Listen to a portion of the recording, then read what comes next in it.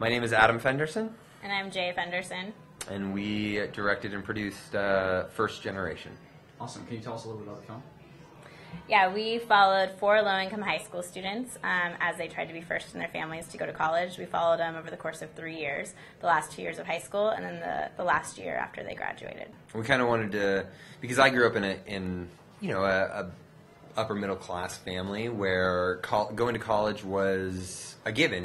That's what you do after high school. You graduate and then you go to college and you go out of the house somewhere far away usually and do that, and it wasn't really an option.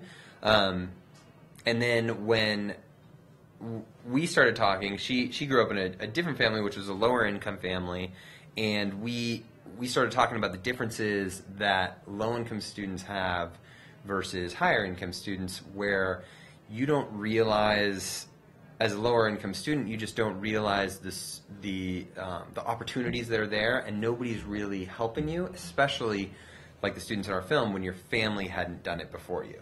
And so when you have parents that don't know anything about college and don't necessarily see the importance of it, they're not going to push their student or their kids in the same way that I was pushed as a kid. And so those students going to public schools where the counselors are bogged down with 800 students and they're just trying to get everybody to graduate, most of those students are falling through the cracks, and they're not getting the help that someone like me, where it's like, oh, you get a private counselor and you have the SAT prep courses, and then you have you take the SATs 3 times because someone tells you to, and you have 10 people read your essay when you're applying to college. Those students don't have any of that. They don't really know what the process is. They meet with their counselors once or twice, and the counselors basically say, make sure you take these classes to graduate and go get them. A student from Beverly Hills High with like a C or D average goes to college at the same rate as a student with an A average from a place like Watts. And that's one of the things that they're trying to combat. In our film, we don't follow the 4.0 plus students. We follow the kids who have like the 3.5s, who, from any average family, middle or upper class family, college would definitely be something that is encouraged and pushed. But for these students, they fall through the cracks. What do you think really sets yours apart? What have you tried to do differently perhaps from everybody else, if anything, if it's necessary? Yeah, absolutely. That's one of the things that we've kind of realized as we started making the film. We heard about other documentaries that were coming up about Waiting for Superman, which is a little tiny documentary. Yeah. But blew up last year. There are a lot of documentaries talking about education, and a lot of people say, it's the year of the educational documentary and stuff like that. And I think we did want to set ourselves apart from it. The movies that we've seen that are in that vein are very much for people that want to change things. And so I feel like those types of movies are mostly expert-driven and issue-driven.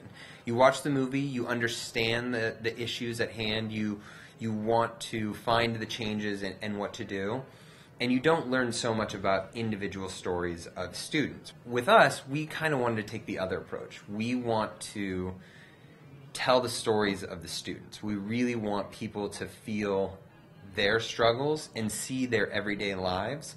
And what's important to us is that the film is going to teach the people that want to hear and learn about the issue we were going to give them what they want, but we also want students that are 13, 14, 15. We want them to watch the movie and enjoy the movie as well. So that's what we really want to make sure, because that's one of our goals of the film, is to get it into high schools and get it to these low-income youth that need to see that they're not alone in this struggle and that they can make a difference in their life. When you go out and you shoot certain people and you have an agenda, you can put it together the way you want to put it together. When you follow 4 high school students, you have no idea what's going to happen. I mean, you're in high school, like crazy stuff happens. And so we just followed their lives, and they did things that we just didn't expect at all, and we're like, we're just going to tell your story. We started with this idea. We didn't have any money, and someone was going to finance us, and we were just going to go out and have all the money in the world to do whatever we wanted. And that's just not the way documentaries are made. And apparently, we didn't know this before. We didn't know this. What? So no one wants to give us a lot of money to make a movie. We were like, okay, let's just bust out a credit card and start doing it. We didn't have the money to finish our film, and we the whole time we were on Twitter trying to build our audience, reach out to educators, and it came down. We finished our film. It didn't have, or finished shooting, but we needed the money to mix it, edit, color, license all the music, whatever. So we're on Twitter. We met, we followed this organization, Lumina Foundation for Education, and they have this grant process that usually takes six to 9 months to get a grant. Mm-hmm. And so we tweeted to the guy and was like, hey, is it even worth it? You know, most educational foundations don't give money to films, they give money to programs. And so we asked him, would it be even worth it if we applied to a grant? He said, let me ask around. Asked around, this was in July. Within 2 months, they had given us $25,000 to finish our film. Very excited. Very excited about the film. We sent them a very, very, very rough cut. And we're excited about coming on board. And, I mean, without them, it wouldn't be possible. And we love the fact that it happened through Twitter. Yeah. And totally I used to make fun of him. Unconventional. He used to make fun of me all the time. Building nonsense audience out there on the Twitterverse or whatever it is. And I'm like, okay. And then all of a sudden she's like, 25 G's. What? All right. So, you keep tweeting. As a native, what has the festival been like thus far? Unbelievable. It has been phenomenal. I mean, I am so excited. As a native, I love movies, and I went to Cinedome growing up, and I'm kind of like, when are we going to get a better theater and stuff like that? But now, when this came out, first of all, my parents were like, hey, there's going to be a Napa Film Festival. You guys should apply to that. And we're like, oh, Napa Film Festival, cool, like, inaugural event, usually like 25 people in the basement of someplace watching movies, like, voting on little like things, and like, I like this movie and I like that one. All right, cool, high fives. And then we applied because it was like, it's Napa, it's homecoming.